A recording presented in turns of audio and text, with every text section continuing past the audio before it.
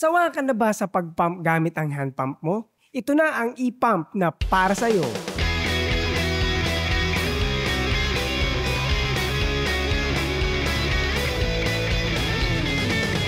So may bagong e-pump ang Cospo, ang X1. So titignan natin kung ano ba yung mga features, gaano pa kadami ang kayang inflate sa isang full charge. Pero bago yan, tignan muna natin kung anong makukuha mo pag bumili ka. At syempre, ito yung box. Makikita natin yung pinaka-item natin dyan, nakasulat X1 Bike Air Pump. Ito naman yung mga gilid at ito naman yung taas. All about passion. And then yung mga specs nasa likod na pag-uusapan naman natin mamaya. Buksan na nga natin. So ito na yung mga nilalaman. Syempre ang user's manual na hindi naman binabasa. Lagi kong sinasabi na magbasa ng manual kasi marami kang makukuha mga bagay dyan to get you started sa product. Sa package merong bag ng mga accessories. Ano-ano ba yung mga accessories na to? Una, pin ng bola. Never kong nagamit yung ganyan ko kasi never naman ako nag-inflate ng bola. Pero at least pag kailangan mo, nandyan yan.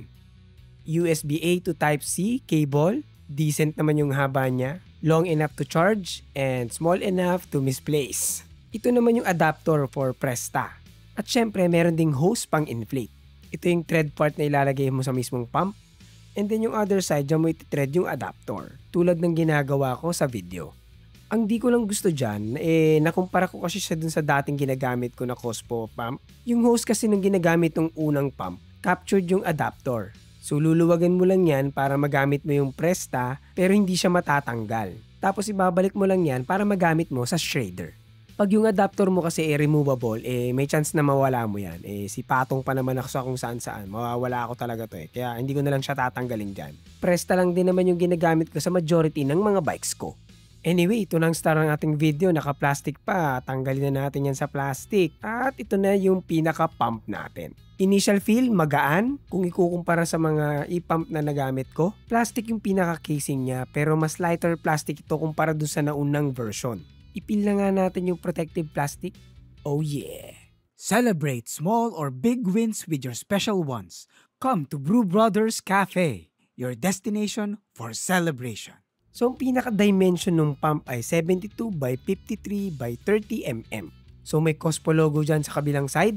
May grill holes dito sa upper side. Yung mga devices kasi na ito, umiinit yan habang umaandar. So need talaga yan ng ventilation para hindi mag-overheat yung unit. Sa bandang ilalim, nakasulat dyan yung mga random stuff at nandyan din yung USB Type-C na charging port.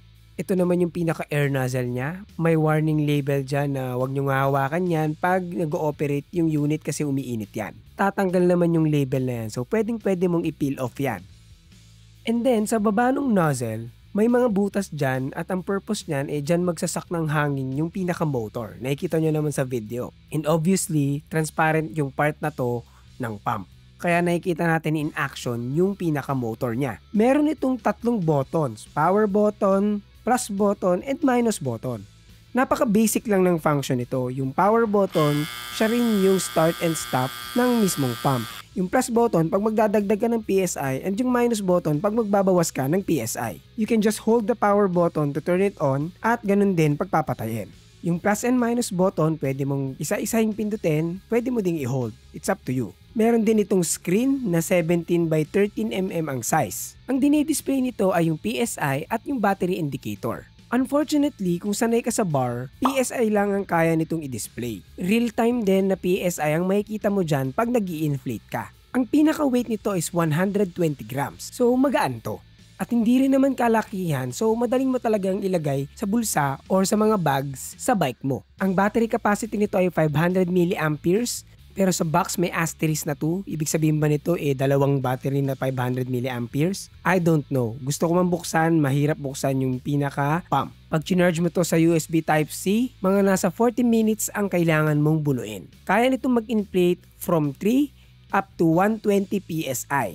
Lahat naman ng e-pump na ganito maingay pag ginagamit. Pero itong X1, 85 decibels within 1 meter ang ingay niya. Ang PSI detection accuracy ng X1 ay plus minus 1 PSI. Speaking of PSI detection, pag kinabit mo yung mismong X1 sa gulong mo at binuksan mo ito, madedetect niya kung ano yung present PSI ng gulong mo. Ang best way to use this pump is to use the hose by threading it sa nozzle, tulad ng nakikita nyo sa video. Siguraduhin nyo lang na mahigpit ang pagkakalagay nyo kasi pag singaw yan, hindi madedetect ng PSI sensor yung tamang air pressure. So hindi ka makakapag-inflate ng maayos. Pwede mo pa rin naman gamitin yung X1 ng walang hose, pero I advise na gamitin nyo yung hose para mas madaling i-maneuver. This video is brought to you by Pretty Petty the Podcast, ang podcast na nagbibigay opinyon na hindi nyo naman hinihingi. Kung gusto mong matawa at matuto, punta ka lang sa description for the Spotify link. Sa real world scenario, tinry din natin kung gaano kabilis makakapag-inflate itong Cospo X1. So meron ako ditong 27.5 na 2.8 na high volume tire. Then sinet ko sa 25 PSI yung X1 kasi ganyan naman talaga yung normal na PSI sa mga ganitong gulong. So ito na yung test natin.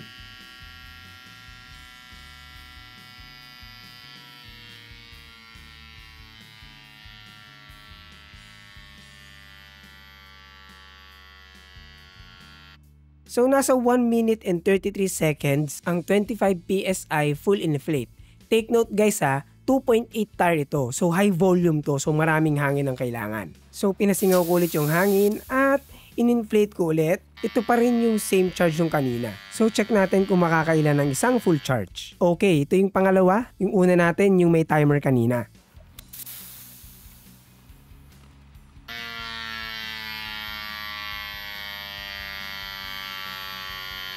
Ito naman yung pangatlo.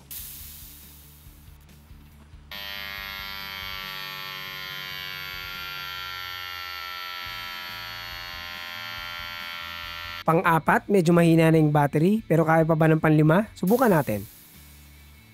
So sa panglimang try, ayaw niya na. Ibig sabihin hanggang 4 lang tayo sa 27.5 2.8 high volume tire. Nat, paano naman yung mga gravel tires? Siyempre, sinubukan din natin yan. So, itry natin yan sa 700 by 37C na gravel tire.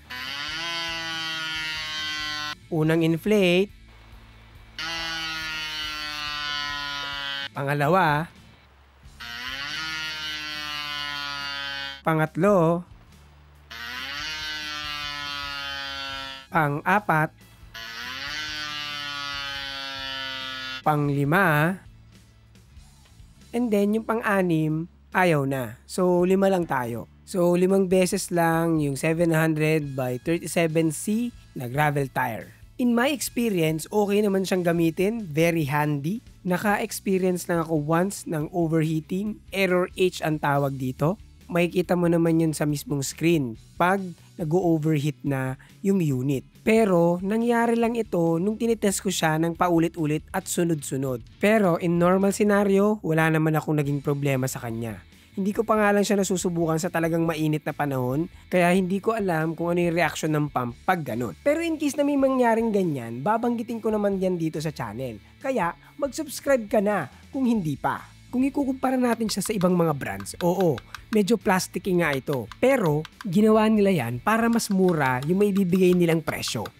Kung ako yung tatanungin, okay naman ako dito. Gawa ng meron pa rin ako nung unang version ng e-pump ng Cospo. At never naman akong nagka-problema doon. Solid at maaasahan pa rin siya. Kaya itong bago nila, I think okay din to. Iingatan mo nga lang talagang mabagsak-baksak kasi nga plastic siya. Naghahanap ka ba ng bagong bike? Meron tayong 500 peso off discount pag bumili ka ng bike or bike frames dito sa website ng RD Cycles. Alam ko madalas free delivery pa sila nationwide. So huwag kalimutan ilagay mo Forever Bike Noob sa checkout para sa 500 peso off discount. So, kung gusto mo niyan, maglilink ako niyan sa description nitong Cospo X1. Usually, lumalabas naman yan sa lower left ng video natin. Click mo na lang yan. Ililink ko na lang yung unang version kasi goods pa rin naman yon. Ako nga pala si Nat na nagpapaalalang manatiling bike no babang buhay para tuloy-tuloy lang ang pasok ng kaalaman. Paalam!